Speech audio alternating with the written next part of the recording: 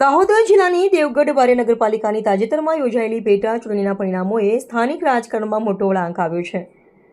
આ ચૂંટણીમાં સત્તારૂઢ ભારતીય જનતા પાર્ટીને મોટો ફટકો પડ્યો છે, જ્યારે વિપક્ષી કોંગ્રેસ અને આમ આદમી પાર્ટી આપના ગઠબંધનને નોંધપાત્ર જીત હાંસલ કરીને રાજકીય સમીકરણો બદલી નાખ્યા છે। ચૂંટણી પરિણામોના આંકડા મુજબ સત્તાપક્ષ ભાજપ માત્ર 2 બેઠકો પર જ વિજય મેળવવામાં સફળ રહ્યો છે। બીજી તરફ કોંગ્રેસ અને આમ આદમી પાર્ટીના સંયુક્ત ગઠબંધનને શાનદાર પ્રદર્શન કરતા કુલ 4 બેઠકો પર કબજો જમાવ્યો છે, જેમાં બંને પક્ષોએ 2 બેઠકો પોતાના નામે કરી છે।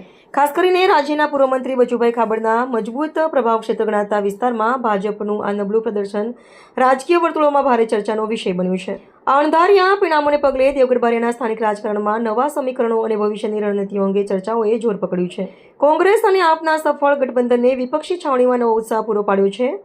આ ચૂંટણીના પરિણામો દર્શાવે છે કે સ્થાનિક મતદાતાઓ હવે મજબૂત રાજકીય વિકલ્પોને સ્વીકારી રહ્યા છે, જે આગામી સમયમાં મુખ્ય પક્ષોને તેમની વ્યૂહરચનામાં ફેરફાર કરવા માટે મજબૂર કરી શકે છે।